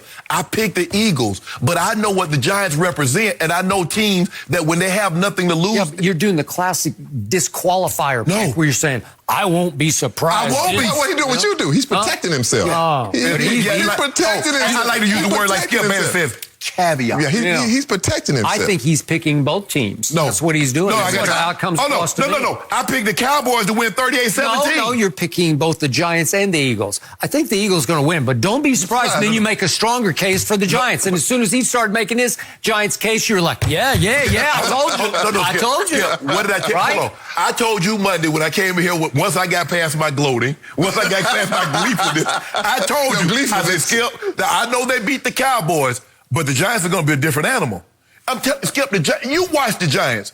You watch Saquon. I've watched their defense. It's pathetic. Yes. It's even worse than my defense in Dallas, and mine's not very good. But you make it seem like the Eagles, the steel curtain. I mean, they rolled up against the Cowboys, but that ain't saying much. They ain't saying much. We couldn't get the ball in the end zone against that defense. Oh, that's happened before with you guys. Let me ask you this, Skip. Remember the first when the season started? Yeah. When they beat the Redskins, they beat the Giants and Miami. They beat Miami, and what they say? You kept saying nobody. We going to the Super Bowl. Yeah. I mean, we're going to the Super Bowl now. Okay, let's fast forward. You know, they have a chance to make the playoffs. So you telling me if the Dallas Cowboys win and the Giants win? So that means the Cowboys make the playoffs. They win the division. Correct. You not gonna be pulling for your Cowboys? Come on, Skip. My team. Come on, Skip. Wait a second. Come on, My Skip. team does not deserve a playoff game. Well, let's go hypothetical. It's been an embarrassment all year. It does not deserve it. Let's just say whoever let's say they go there and beat them. They beat their first opponent. It was Seattle. That means probably Seattle. They beat their first opponent. Well, I just told you. I think Seattle's going to beat San Francisco. It could be the 49ers. Yeah, right. Yeah, well, good luck with that. Let's say they beat them. Let's go hypothetical. Let's say they beat them at home. You wherever they play them. Will you be like, oh no, they're gonna lose? No, it'd be at home. It'd be at home playoff game. 4-5 matchup. So you tell me you would be let's excited? do the unhypothetical. What if the 49ers come to Jerry World and just annihilate Dallas, and it's like another 44-0, and it's an embarrassment, and it's miserable, and I have to come in here another Monday, and it meant nothing. It got me nowhere except maybe Jason Garrett will come back next year. I want to see him win because I want to see the look on you. I want to see you pick your jersey up out the trash can, get your Dallas Cowboy hat and put it back on. Nah. Because now you're going to see the video of me with that cutout of Dak Prescott throwing him in the trash can. I got a cardboard cutout of Dak. Because you know Dak do a lot of commercials too while you over there talking about Baker Mayfield. That's right. Yeah, old Dak got the chunky soup and yogurt and all that. Okay, I'm going to tell you what's going to happen. Carson Wentz is going to have a huge day. Oh, my God. And the Eagles are going to roll 35-14, and it's going to be 14-0 after a quarter, and the score will trickle down to the Cowboys sideline, and they will quit for the rest of the game. I hope so. Just watch. And they will lose to Case Keenum. 27-24. Case closed. Case closed. We will see. Awesome stuff this morning, gentlemen. How about them Cowboys? No mercy.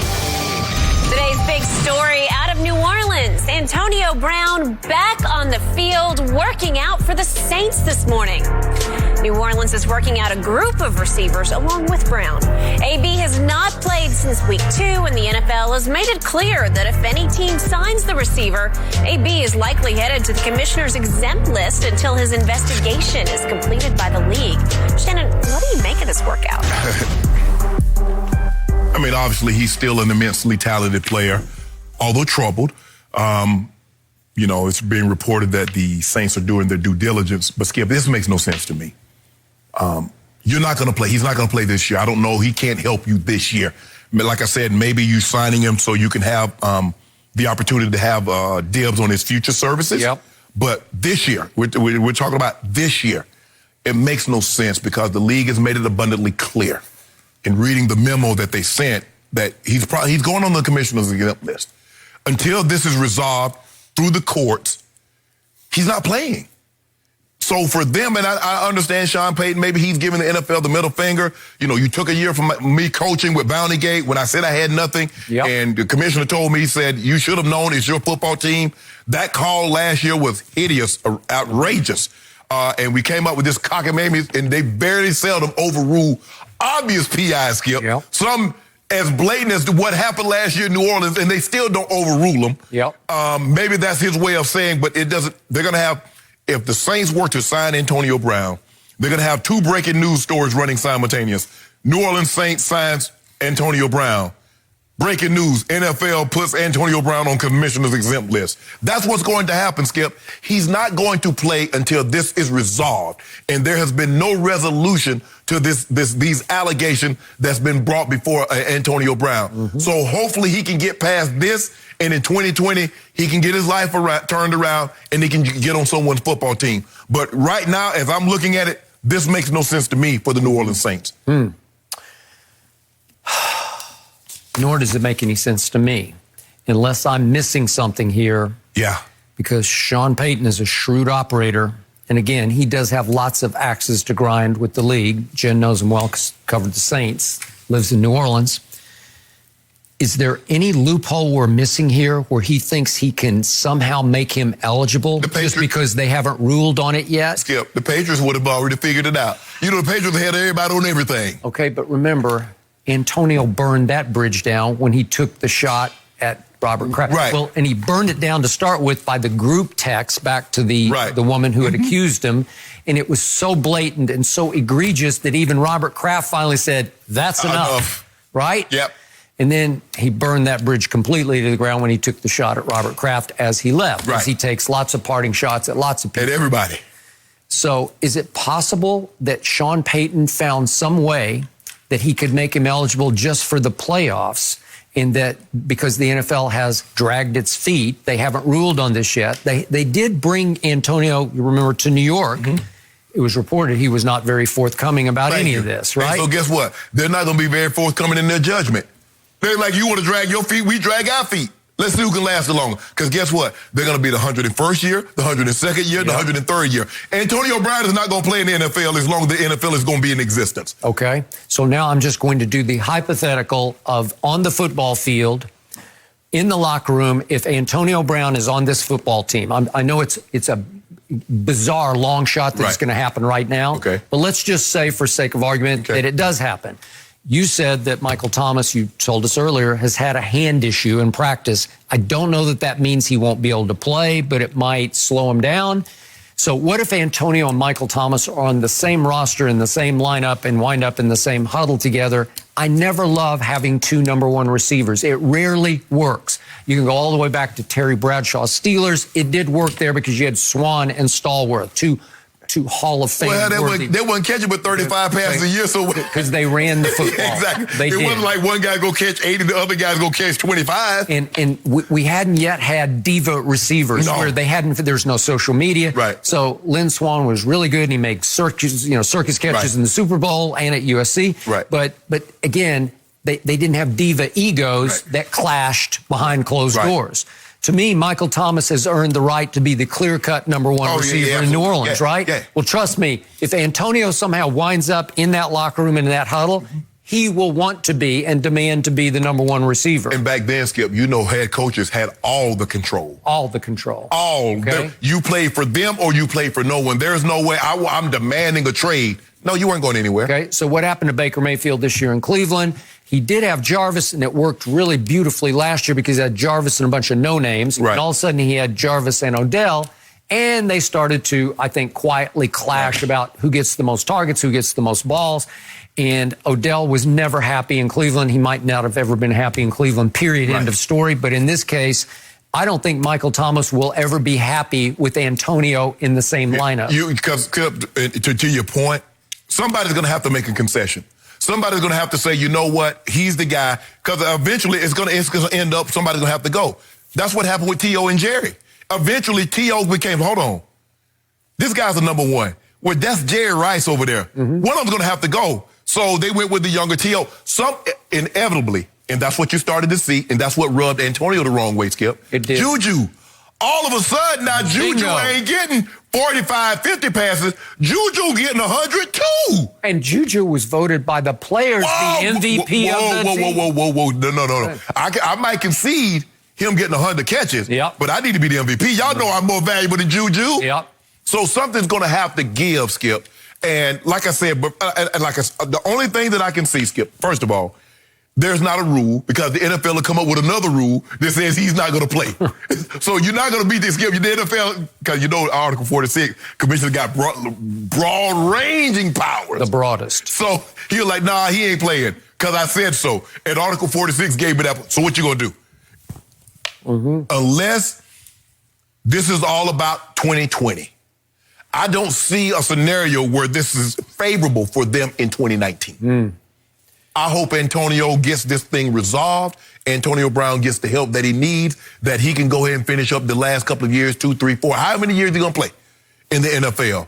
But right now, as we sit here and we talk about this, I don't see a situation where this is like, oh, the Saints Saints going to sign Antonio. And that's like having a nice car, Skip, that you don't have the keys to. What the hell you going to do with it? Just look at it? Because he's just going to be walking in and out of your... I don't know, I don't even know if he can be around, if he's on the commissioner's exempt list, I don't even know if he can be around the team. Cannot. So, what good is that?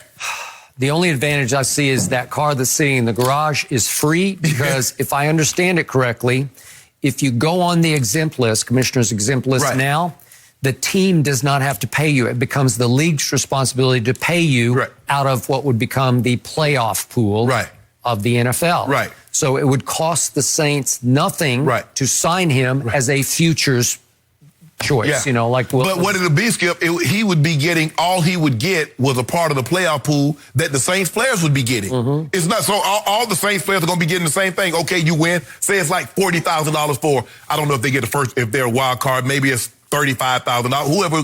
So that's what he'd be getting. It's not like he's going to be getting, because it's not like the teams play the playoff salaries anyway. That comes from the NFL and from the playoff pool that you were talking about. Okay. So no harm, no foul there. They got no problem with that. He's a member of a roster, so he gets a percentage, a part of the playoff money. Yep. Okay, but what good? How does that help the Saints? You can buy low right now because you can get him, because he's going to have to come with helmet in hand saying, "Oh, what? I'll take the minimum." Right? He just wants back in the league. Well, here's the thing, Skip. Now, because it's in the playoff, he can't.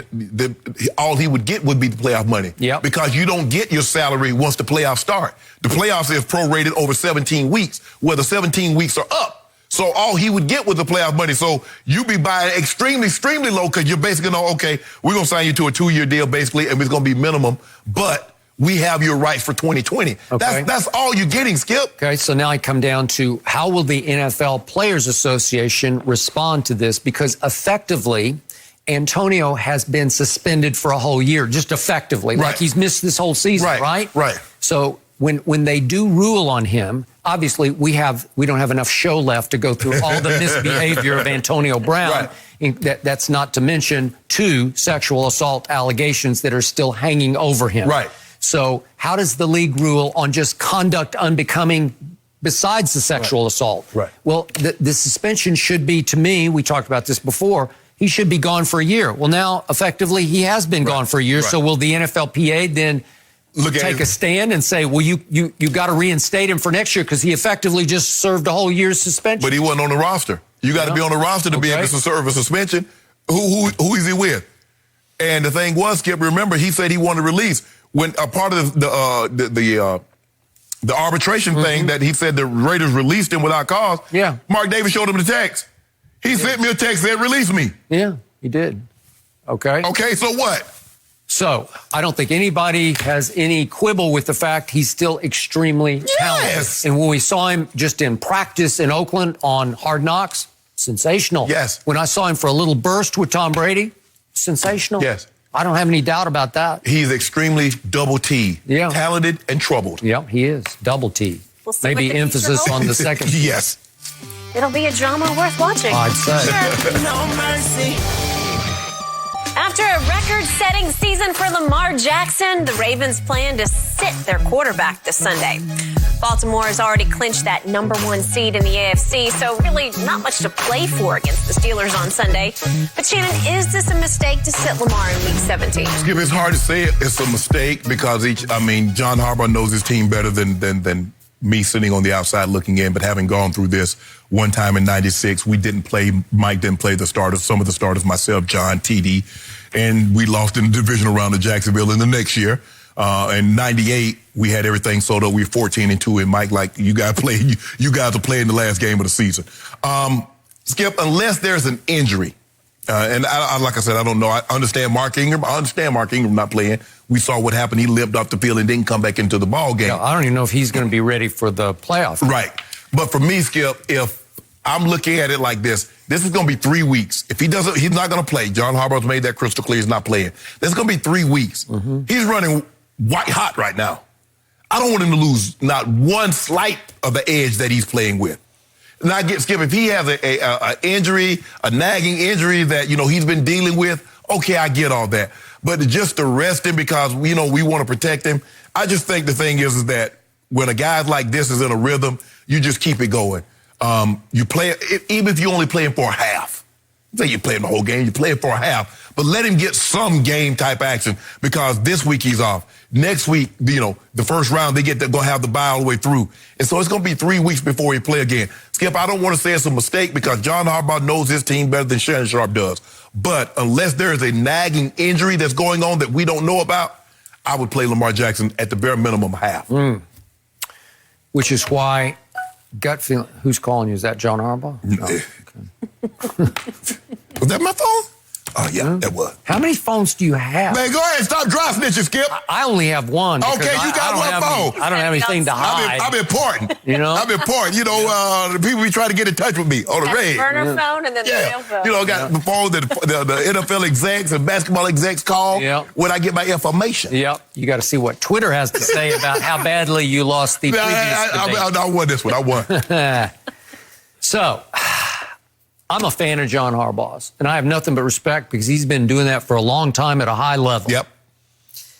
And yet, to me, this is a mistake because, to your point, this offense is a precision timing offense with a lot of mesh point rhythm to it where you have to stay in the rhythm. Even their passing game has a lot of rhythm to it, and there's a lot of timing to it. And he has played at an extraordinary level against a very difficult schedule and just keeps rising and rising and rising. And I can only equate it to me to what happened recently to my team, the Dallas Cowboys, when Dak was a rookie.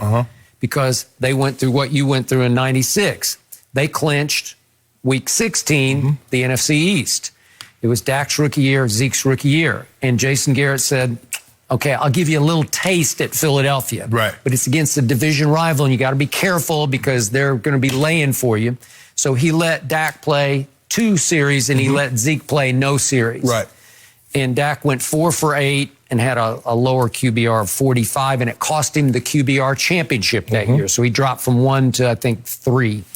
The point is, then 2 more weeks passed after that, and they came out against Green Bay, Aaron Rodgers and company, and a more veteran football team, and they just weren't ready to play. Right. And they fell behind 21-3 at home in a quarter and a half of that game. And then finally, Dak said, okay, let's play. And they started playing. They got all the way back to 31-all, and you know what happened. Right. Mason crossbar happened. They lost 34-31. Right. So at least they redeemed themselves. But I couldn't get it out of my psyche that, man, they just didn't play at Philadelphia, and then they weren't ready to play as a young football team in a playoff game against a veteran football team at home. Right. So I fear for Lamar, and I get it. He is a gifted runner and a gifted thrower. So how do you keep him in his flow, in his rhythm, and protect him? Well, it's hard to completely, you have to just give it up. You have to just say, it's football, and you just have to go play. And the thing is, what they did with me, Skip, is that I was dealing with an ankle injury. But since I didn't play the last game, I ran scout team. Okay. So, but all right. Lamar Jackson's going to run scout. Lamar Jackson is not a drop back. You're going to possibly play someone that's a drop back passer. So who is he mimicking? I don't know. But 3 weeks is a long time not to play football at this time of year. Right. It just feels wrong to me. Because, look, everybody has to, but you look at Coach Belichick, don't nobody get off. Everybody play. Brady plays, Edelman plays, everybody plays. They've been having home field sold up for so many years, but the guys play because he understands.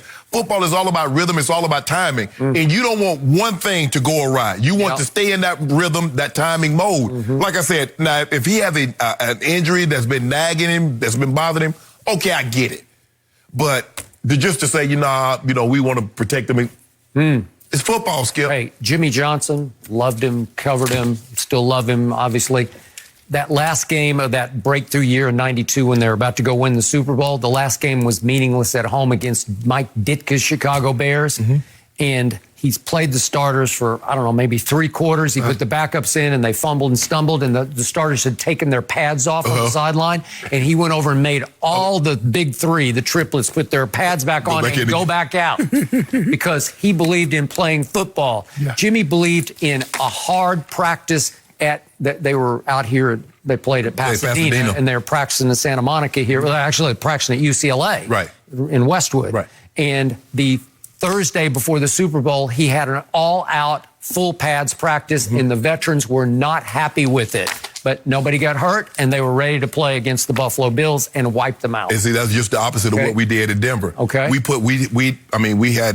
was in shorts the entire week. Once we got here, we did all the heavy lifting back at home. And once we hit San Diego, Mike is like, it's just dress rehearsal. Okay. I don't want to see the ball hit the ground. All right. So there are lots of ways to approach this. Yeah. But I don't love this for Lamar. But 3 weeks, they'll skip. People don't understand how 3 weeks is a very long time in football. Yeah. To play football. When think about it, you've been playing every single week at a very high level. I agree. And if Lamar were in his 8th or 9th year and he'd been doing this for a long time and he'd won a Super Bowl, I'd say, okay, I got it. I don't got this one. Well, I hope it better end well for him. Yep. Because you know what's going to happen. Big risk. You know what's going to happen if it doesn't come out. They come out early and they're not in sync. Yep. Lamar sitting means RG3 makes his first start in 3 years. No mercy. Carson Wentz has had an up and down season, shall we say, but he might have figured it out at just the right time. Last 4 games, Wentz is averaging over 300 yards a game and 3 touchdowns to go along with a 3-1 record. After their big win against the Cowboys, Doug Peterson said, quote, "Now we're starting to see just who Carson is." Shannon, you've been a fan for a while. Do you agree with Peterson? No, I agree with him wholeheartedly. Sick of that notion. Yeah, Bayless. Yeah, why? You know why. I've been telling you this all along, and this is why talent evaluators constantly try to bam into your head that walking to him is better than Dak. Yeah, because they all dug in on Carson Wentz before he was drafted. The third coming or the fourth coming or some coming. As Jen read the stats, last 3 weeks, 70% completion, over 300 yards passing, 6 touchdowns, 0 interceptions, and he's doing this. Banged up Zach Ertz, no Alshon, no Aguilar. Thank God for that. No D-Jack. Greg Ward Jr. He's really good. Now he's really good. The man been cut 3 times. We tried to get rid of him as many times. He kept coming back. They kept him on their practice squad because they couldn't figure out how to get him on the roster. And they're admitting now we made a mistake. He should have been ahead of Aguilar on the roster. First of all, you do this is how waivers work, Jen. I know you know this because you cover the same file. When someone release you, you're undrafted, you could get the sign. You're going to go wherever. Anybody can claim you. Nobody claimed him. Guess what? On the practice squad, somebody's like, you know what? That guy over there on the practice squad, I like him. I'm going to bring him in. You can't sign him to your practice squad. You got to bring him to your active roster. Someone could have did that. Nobody did that. Boy, he looks good to me. Yeah, he sure does. Guy look a lot better when I'm walking to him, throwing it to him, huh? Hey, we got our favorite Whiteside, who is, hey, he's a rookie, and he's going through his rookie, tolls. But Skip, look, just imagine if he had Gallup and Cooper. I wish he had Cooper. Hold on. The guy that you said changed Dak's life, Dak was never the same. Now you want to get him away. Give him away, huh? The guy who walked right out of the game at New England and said, I just can't deal with him. He's too good for me. Stephon Gilmore, I quit. No mas. Skip, this guy's doing this, and he got 2 guys. Greg Ward Jr., who was a college quarterback. Yes, he played some receiver early, but he was known as being a college quarterback, and a guy that has 2 last names, Boston Scott. Giving it folk. And then we got Miles Sanders starting to come on into his own. But this is all about walking to him. This is why you move up. This is why you move heaven and earth. This is why, to get a guy like this, a big, strong, 6'5", 240-pound guy that can shake him off and can make all the throws. And when he doesn't have all his weapons, can still win your game. Really? You didn't mention a guy named Dallas Goedert, who's a real weapon. I wish I had a backup. I wish I had any. You got Blake Jarwin. Yeah, who never gets on the field. Whose fault is that? Maybe Jason Witten and Jason Garrett's fault. No, Jerry Jones. Yeah, maybe Jerry Jones' fault. And you didn't mention Miles Sanders, who's right now playing at a much higher level than Ezekiel Elliott is playing. Oh, no, I'm starting because he is playing at a supremely high level.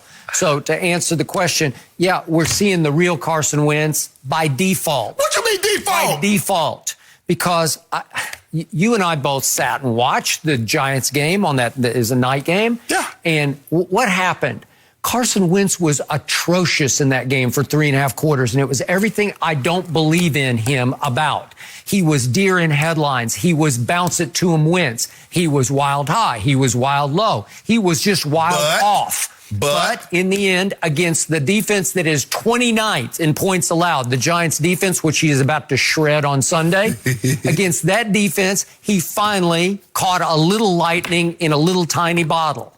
and somehow they survived to overtime. They barely got to overtime, and then they won it in overtime. If you don't mind, against the 29th defense in points. If you don't mind me asking, way to go. How many come from behind victories do your guy have this year? We're talking about Carson Wentz. That's what I'm saying. So you said you want to see a guy come from behind? Against the Giants. When you stunk it up for 3.5 quarters the way I've rarely seen a quarterback stink it up, your QBR for the game was 53. It's barely above average for the game, which is why he's stuck down there at 10th in QBR. Hold on. When I say Dak Prescott has been terrible, he was down 21-3. He was down 31-3. I'm talking about Carson Wentz.